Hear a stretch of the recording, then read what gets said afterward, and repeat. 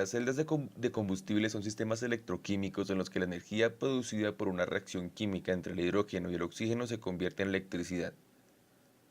La pila de combustible no necesita ser recargada mientras el combustible, que puede ser el hidrógeno, monóxido de carbono o algunos hidrocarburos pequeños, y el oxidante, que por general es oxígeno o aire, le sean suministrados en forma permanente.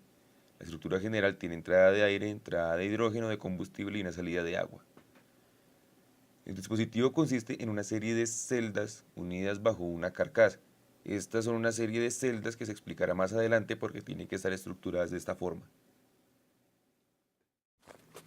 Cada celda consiste de tres componentes: un cátodo, un ánodo y un electrolito conductor, el cual es capaz de conducir los protones de un lado al otro de la reacción. El combustible, que en este caso es el hidrógeno, atraviesa la celda de combustible ingresando hasta las cámaras del ánodo.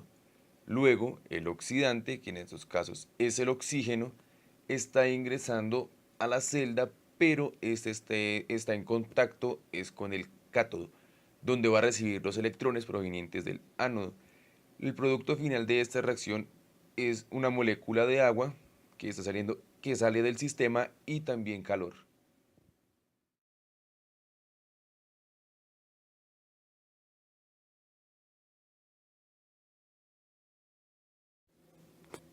El hidrógeno que ingresa a la celda entra en contacto con la superficie porosa del ánodo, que oxida al hidrógeno y conduce los electrones a través del circuito.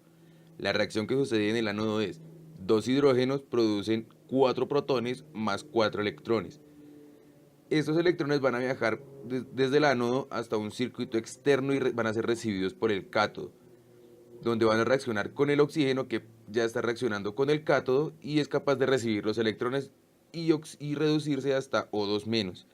Dependiendo del tipo de electrolito se pueden clasificar las celdas. Por ejemplo, esta es una celda de membrana de intercambio de protones con un polímero de nafión, que es un sulfonado de tetrafluoretileno, PEM por sus siglas en inglés, que recibe los protones del ánodo y los transporta hasta el cátodo, donde el oxígeno reacciona con los protones, produciendo agua y calor. Otro tipo de celdas son las celdas de combustible de óxido sólido. Contienen un electrolito sólido de cerámica no poroso basado en dióxido de circonio y pueden soportar altas temperaturas, por lo cual no necesitan de un catalizador. En el ánodo ocurre una reacción simultánea a la oxidación del hidrógeno, la cual es monóxido de carbono más agua, me produce CO2 más hidrógeno, y este hidrógeno es utilizado para sustraer los electrones, que van a ser luego transportados en el circuito y genera una corriente eléctrica o energía eléctrica. Luego esos electrones vuelven al cátodo y reaccionan con el oxígeno formando el ion O2 menos.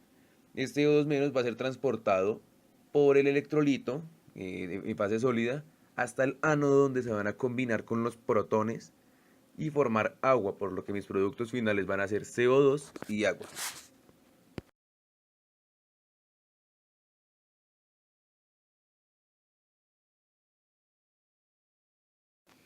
La energía depende de factores como la presión del combustible, la concentración y la temperatura.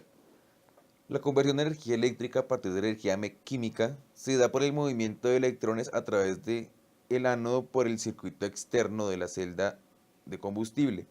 En el ánodo, como se sabe, por cada mol de hidrógeno se producen 2 moles de electrones. En la reacción balanceada quiere decir que 2 moles de hidrógeno es capaz de producir 4 moles de electrones, que van a ser aceptados por el oxígeno. Y este va a quedar cargado de forma negativa y va a producir 2 moles de O2 menos. En la celda de combustible están entrando los reactivos. Los reactivos son el hidrógeno con una energía desconocida y la energía del oxígeno, que también es desconocida. Calcular estas energías es complicado, puesto que estas están cambiando con respecto al tiempo, ya que ellos dependen de la temperatura. Pero se puede medir la energía eléctrica con el voltaje, la intensidad y el tiempo. Los productos de la celda de combustible son la energía eléctrica, el calor y el agua. El trabajo que es realizado por los electrones que fluyen a través del circuito. Por el circuito solo están viajando electrones. Y como ya hemos dicho antes, un mol de hidrógeno produce 2 moles de electrones. Ahora, para saber el número de electrones que están viajando por el medio, se sabe que 2 moles de electrones multiplicados por el número de Avogadro es igual a los electrones presentes en el sistema. Y un mol de hidrógeno produce 2 moles de electrones. Por eso, 2 moles de electrones por la constante de Avogadro por la carga del electrón es igual a menos 2 veces la constante de Faraday. El trabajo eléctrico en el sistema está determinado por la carga y por el voltaje, que es igual a menos 2 veces la constante de Faraday por la potencia, por el potencial de la celda. Ahora, la energía libre de Gibbs es igual a la carga por el voltaje, que es igual a menos 2 veces la constante de Faraday por el potencial de la celda. Con eso despejamos potencial de la celda y nos daría igual a menos delta de G sobre 2 veces la constante de Faraday. Para comprobar esta ecuación, podemos tener el siguiente ejemplo. Teniendo una celda de combustible de hidrógeno operando a 80 grados centígrados con una energía de menos 226,12 kilojoules. La tensión generada sería correspondiente despejando la tensión o el potencial eléctrico y reemplazando cada uno de los valores, por lo que daría un potencial eléctrico de 1,14 voltios. Este resultado es para una sola celda. Esto explicaría por qué las pilas o las celdas de combustible tienen que apilarse para que puedan generar un voltaje necesario para operar a un mínimo de 220, que son los necesarios para una corriente.